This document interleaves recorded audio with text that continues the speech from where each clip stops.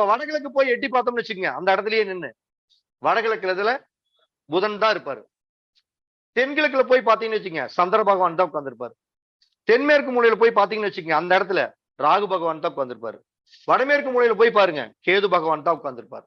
அப்ப இந்த கிரகங்கள் தான் இந்த இடத்துல முழுமையான ஆதிக்கம் செலுத்தும். வேற மாதிரி ஆதிக்கம் செலுத்துறதுக்கு வாய்ப்பே இல்லை. அப்ப தென்கிழக்குல யாரு உட்கார்ந்திருப்பாங்க? சந்திரன் உட்கார்ந்திருக்காரு. சந்திரன் ஜோதிடத்துல என்ன? சந்திரனாவே தாயாரு, அடுத்தது உணவு சம்பந்தப்பட்டது, மளிகை சம்பந்தப்பட்டது, உணவு சாப்பாடு சம்பந்தப்பட்டது பூராமே அக்னிதான், தென்கிழக்கு தான். அப்ப இந்த இடத்துல என்ன பண்ணலாம்? சாப்பாடு ஆக்கிற அறையை அமைக்கலாம், சமையல் பண்றத அமைக்கலாம்.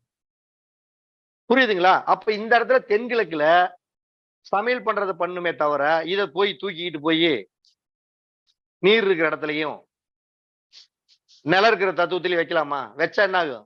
முதல்ல சோத்துக்கே பங்கு வந்துடும். சொல்றாங்கல்ல, வடிவேல் சொன்ன மாதிரி என்ன, ஓ உனக்கு கராத்தா குங்கு எல்லாம் தெரியுமா, புரட்டி புரட்டி அடிக்கிறீ அப்படிங்கிறாங்களா? அது மாதிரி புரட்டி புரட்டி அடிக்க ஆரம்பிச்சிடும் அவங்கள. அப்ப நிலத்தத்துவத்துல, இந்த நெருப்பு தத்துவத்துல சமையல் ரூம் அமைக்கணும். நிலத்தத்துவங்கிறத சொல்லிக்கிறோம் தென்மேற்கு மூலை. தென்மேற்கு மூலையில் இருக்கக்கூடிய கிரகம் என்ன சொல்லிக்கிறோம்? ராகு பகவான். ராகு பகவான் யார்? பொதுவாவே ராகுனாதான் ஒரு ஆசைக்கு காரகன், மோகத்துக்கு காரகன், போதைக்கு காரகன்.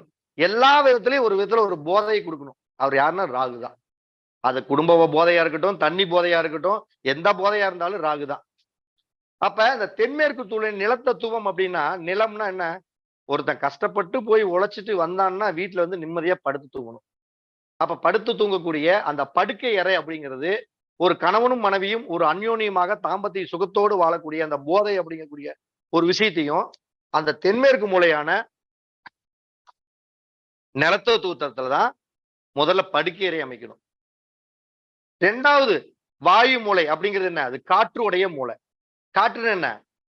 ஒரு நாளைக்கு பாத்தீங்கன்னா காத்து இந்த பக்கம் அடிக்கும், ஒரு நாளைக்கு இந்த பக்கம் அடிக்கும், காலையில இருந்து பொழுதா வரைக்கும் காத்து அடிக்கும், அடுத்த நாள் ஃபுல்லா காத்தே அடையாது, மரம் மட்டும் இப்படியே நிக்கும்.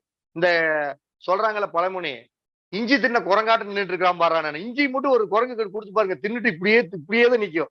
இப்படி ஆடாது, இப்படி ஆடாது. ஆனா இஞ்சி மட்டும் திங்கலினா அந்த குரங்கு இங்க தாவும், அங்க தாவும், அங்க தாவும், இங்க தாவும். அதைத்தான் சொல்றாங்க இஞ்சி தின்ன குரங்கு மாறின்னு அப்படின்னு.